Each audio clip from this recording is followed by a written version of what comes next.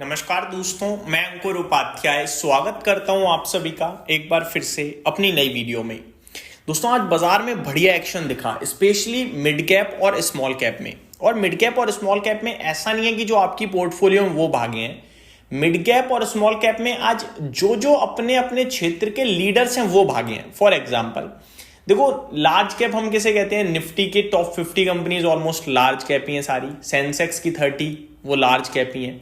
भारत की टॉप 30 कंपनियां सेंसेक्स का हिस्सा है, 50 कंपनियां निफ्टी का हिस्सा है। लेकिन क्या यही लार्ज कैप है? नहीं। अगर मैं पर्टिकुलरली लार्ज कैप की निफ्टी में बात करूं तो फिर हमारे लिए एचडीएफसी बैंक, रिलायंस यही रह जाते हैं। इन्फोसिस, आईसीआईसीआई बैंक, एसबीआई ये रह जाते हैं लार्ज कैप, भारतीय एयरटेल। लेकिन जो निफ्टी में इंक्लूड है उसमें 1 लाख करोड़ की भी कंपनी है, 2 लाख करोड़ की भी कंपनी है, ठीक है। और जो मिड कैप में है वहां भी 1-1, 1.5 लाख करोड़ की कंपनियां इंक्लूड हैं। तो कहने वाली बात यह है कि हर क्षेत्र में large cap, small cap, mid cap बैठा हुआ है आपके लिए।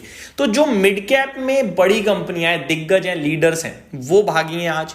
जैसे कि इलेक्ट्रिकल क्षेत्र में आपके लिए क्या दिग्गज है? पॉलीकैब दिग्गज है, भागा है। वायर्स क्षेत्र में आपके लिए केईआई इंडस्ट्रीज दिग्गज है, भागा है। सीमेंट क्षेत्र में रैमको सीमेंट भी है, अल्ट्राटेक सीमेंट भी है, अंबुजा भी है। अल्ट्राटेक लीडर है तो वो लार्ज कैप, निफ्टी का लार्ज कैप हो जाता है। तो हर क्षेत्र का अपना लार्ज कैप है एक। आज के सेशन में मिड कैप में जो लार्ज कैप है वो भागे हैं, स्मॉल कैप में जो लार्ज कैप है वो भागे हैं, निफ्टी में जो दिग्गज है वो भागे हैं।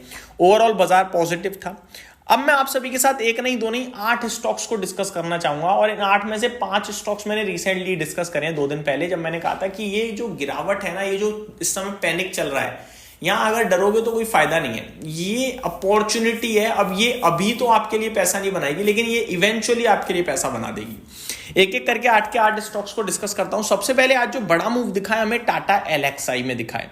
8% की तेजी दी, लेकिन मुझे इसकी तेजी पे ना अभी उतना भरोसा नहीं हो पा रहा है, क्योंकि मैं देख पा रहा हूं स्टॉक में लगभग 24 नवंबर को एक बड़ा ट्रेड बना है, जहां पे ऊपर 5400 का हाई लगाया और नीचे 5129 का लो लगाया था।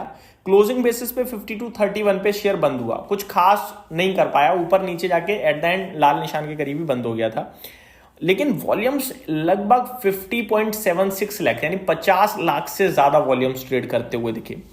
आज के सेशन में भी वॉल्यूम्स आए, लेकिन ज्यादा नहीं है, 17.73 लाख है, यानी कि उस दिन के आधे वॉल्यूम्स भी नहीं है आज। तो तेजी तो थी, बट वॉल्यूम्स की कमिंग दिखी है मुझे।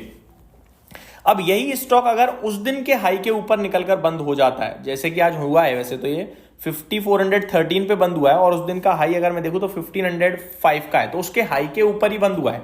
तो ये पॉजिटिव साइन जरूर है। लेकिन अगर ये मंडे भी पॉजिटिवली क्लोजिंग दे देता है, मेरे को लगता है एक ब्रेकआउट आ जाएगा, जिसके बाद शेयर आपके लिए ऑलमोस्ट एग्जैक्टली 5800 तक का मूव देगा। यानी यहां से 400 रुपए और दिखते हैं मुझे अगर मंडे पॉजिटिव रहता है तो टाटा एलएक्सआई पहला स्टॉक है। अगला है दोस्तों केपीआईटी टेक्नोलॉजीज। इसमें भी आज आपको एक अच्छा एक्शन देखने को मिला है, 5.5% की तेजी थी, वॉल्यूम्स भी हैं। इस स्टॉक में कहीं ना कहीं कंसोलिडेशन का ब्रेकआउट आते हुए दिख रहा है। आपको याद ही होगा, मैंने ये भी इन्वेस्टमेंट पर्पज से डिस्कस किया था कि बहुत बड़ी गिरावट हो चुकी है, अब कहीं ना कहीं संभल रहा है, बेस पे है, बेस से सपोर्ट ले लेता है। और एग्जैक्टली मैंने आपके साथ बॉटम पे ही शेयर किया था 1165 के समथिंग, अभी 1224 हो चुका है आज, बढ़िया तेजी दिखी है। इसमें ना एक रेंज प्ले हो रही है, नीचे 1150 की, ऊपर 1270 की, और मेरे को लगता है ये रेंज ऊपर की तरफ ब्रेकआउट देगी जल्दी ही। तो बैठे रहें, इन्वेस्टेड रहें, यही कहना चाहूंगा। तीसरा है दीपक नाइट्राइट। अभी 2-3 दिन पहले ये स्टॉक एक्शन में आया था जब आरती इंडस्ट्रीज भी आया था, बट दोनों को लेकर व्यू क्लियर था कि दोनों में ही एक दिन तेजी बनती है, 2 दिन गिरते हैं। आरती इंडस्ट्रीज तो गिर गया, लेकिन दीपक नाइट्राइट कहीं ना कहीं आज फिर से एक्शन में लौटा है। आप कह सकते हैं राउंडिंग बॉटम टाइप का फॉर्मेशन है। पहला लेवल जो स्टॉक का दिख रहा है वो एग्जैक्टली 1730 1740 है। वहां आने के बाद देखने वाली बात ये होगी कि स्टॉक और ऊपर जा पाता है या नहीं जा पाता है। तो अभी मैं इसमें भी थोड़ा वेट एंड वॉच की सिचुएशन में रहूंगा। पॉलीकैब अभी 2 दिन पहले या कल ही ब्लॉक डील हुई थी, तब मैंने आपसे कहा था गोल्डन अपॉर्चुनिटी है, बिना डरे इसमें निवेश करें, खरीदारी करें 7000 रुपए के भाव पे। आज 5% ऊपर है। क्वालिटी स्टॉक है, जब भी गिरे मौके तलाशो, सिंपल है। इसके लिए तो एक ही ओपिनियन है मेरा। अगला स्टॉक है कोरोमंडल इंटरनेशनल। अभी 2 दिन पहले जब मैंने 8 स्टॉक्स की वीडियो बनाई थी, उसमें मैंने कोरोमंडल इंटरनेशनल को इंक्लूड किया था। कहा था कि स्टॉक बहुत ही कमाल का है, आप निवेश के मौके तलाशें, और अगर 2100-2000 करीब आए तो गोल्डन अपॉर्चुनिटी है। 110 रुपए आज भागा है 5% की तेजी के साथ। बेहतरीन कंपनी है मुरुगप्पा ग्रुप की। मैं कहूंगा कि ऐसे स्टॉक्स को ना आपको बस लिस्ट में रखना है कि कब गिरे कब उठा के रखोगे आप अपनी बाइंग पोर्टफोलियो में।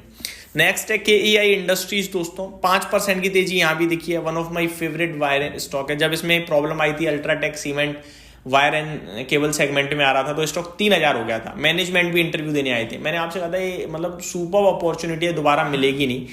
अभी 4284 हो चुका है और ज्यादा समय नहीं हुआ इन सारी बातों को। तो ये इस तरीके के जब डिप्स आते हैं ना तो वहां पे आपको निवेश के मौके तलाशने चाहिए।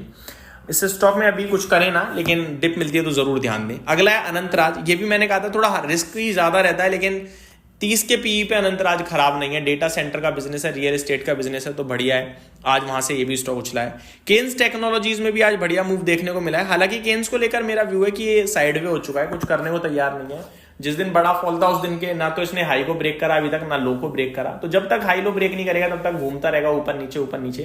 4500 रुपए जब ऊपर ब्रेक करेगा तब पॉजिटिव होना है, और नीचे में जब 3700 रुपए का लेवल ब्रेक करेगा तो नेगेटिव होना है। अदरवाइज इसमें वेट एंड वॉच की सिचुएशन में ही रहना है। तो ये मेरी तरफ से अपडेट थी, उम्मीद करता हूँ डिटेल्स पसंद आई होंगी। Thank you so much for watching this video. Have a great day guys.